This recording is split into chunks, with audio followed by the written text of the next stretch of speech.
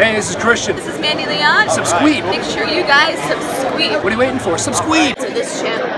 What's up YouTube? Welcome to Talk Malcolm Talk, so let's talk. This is probably the most talked about thing in wrestling. So apparently Neville left the WWE, and there's been a bunch of different reports saying different things. So apparently, I'm gonna break them all down, I guess. Neville found out that he's gonna be losing to Enzo Amore in the main event of Raw, which was the same Raw Cleveland won a Cruiserweight title, and he was like, screw that, see you later. If that's true, savage. And then it came out that he wasn't even on the road for the past week, with all the live events featuring the Cruiserweight Championship match would actually be Enzo Amore versus Mustafa Ali instead of Neville. So there's been a lot of things, so apparently what happened, so I don't really want to give my facts about it, but I want to give more of my opinion about it. Is Neville going to leave the WWE? Honestly, I wouldn't be surprised. Apparently he hasn't been happy with the company, much like Austin Aries, because of the WrestleMania match not making the DVD, which is checks that he's not getting. That, you know, money makes sense. And also his poor booking of being Cruiserweight Champion, losing to Akira Tozawa on Raw, then winning back at SummerSlam on the pre-show, then next month losing it to Enzo Amore. Like, what? Is he gonna leave WWE?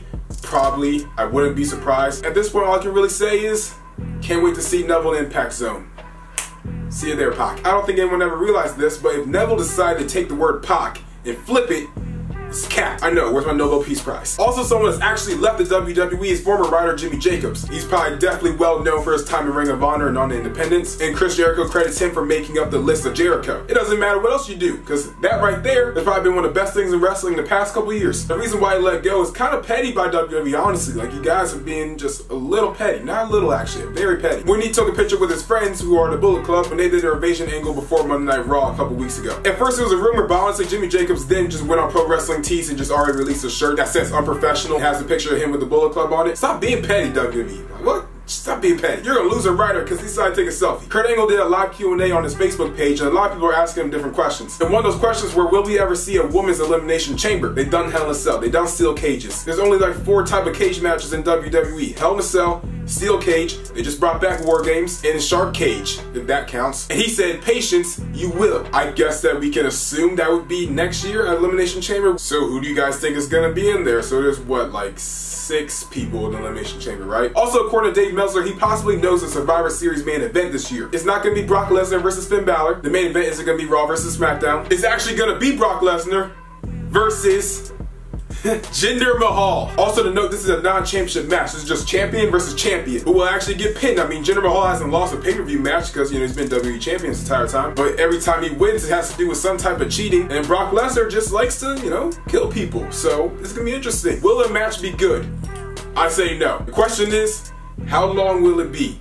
I'm gonna say like 8 minutes. That Samoa Joe match really could have gone like 30 minutes and it didn't. I'm pretty sure Brock could kill Jinder Mahal in about 8. But what do you guys think about Brock Lesnar versus Jinder Mahal in Survivor Series? Because if you ask me, I laughed when I first heard about that. Jinder Mahal versus Brock Lesnar. What the heck? I'd rather like Undertaker comes back and face Jinder. I know that probably would never happen, but why not? Or just Brock Lesnar versus Finn Balor, which is what you're kind of leading to, I think. Or whenever Bray Wyatt's done cross-dressing, he can, you know, maybe get a title shot or something. Bray versus Brock sounds good to me. Also, something really weird, so the Young Bucks might possibly be in WWE 2K19. I'm not kept up with anything WWE 2K18 related because I don't play video games. You guys probably think I'm so weird. But WWE 2K had contacted Young Bucks if they can do a motion caption, which means they put the little white dots all over the body. So they can capture all the moves so they can use it as a preset for the next video game. Put the guys in the black suits or green suits and put the little white dots all over them and captures every motion of them. Because the Young Bucks are people that are already made so often in WWE on like the creator mode or creator wrestler. I don't play video games, I don't know. That 2K is like, well, let's just go ahead and get their moves. Apparently in past video games they have other presets for like Olympic Hero, Enigma, Phenomenal, which was for Kurt Angle, Jeff Hardy, and AJ Styles, which they couldn't actually say their names because they weren't in WWE or contracted by them. I don't know exactly what you would call it because you can't just say Bucks. That's kind of obvious. You gotta make it sneaky. Say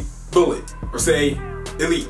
Something like that. And for stuff outside of WWE, I believe it's next month in Australia, Austin Aries is going to be taking on Ricochet. There's also a lot of rumors talking about Ricochet coming to WWE because his Lucha Underground contract that expired back in like January. He has to wait 90 days after the end of Lucha Underground season, whatever, to be a complete free agent to wrestle on American television. He's kind of been hinting about WWE. He actually tweeted out a picture of him and Triple H. But that's not what I'm really talking about. Mainly just Austin Aries. Apparently 6 weeks of independent wrestling for Austin Aries is actually making him more money than 4 months on the main roster of the WWE. Because that's exactly what he tweeted out when he said this. At Austin Aries' upcoming 6 weeks of bingo hall money, greater than last 4 months of big league money. Awesome to see how the hashtag pro wrestling scene is thriving around the world. Well, that's actually really sad. WWE, how much are you paying these guys? Even how Joey Ryan was talking about if he was a free agent, would he go to WWE? He already said he makes above average WWE money and he can do his own schedule. Because he might be a free agent soon because he might be leaving Lucha Underground because the contract may be expiring. Who needs WWE? If you can make more money than some of their superstars and you can do your own schedule that's actually easier on you, why sign?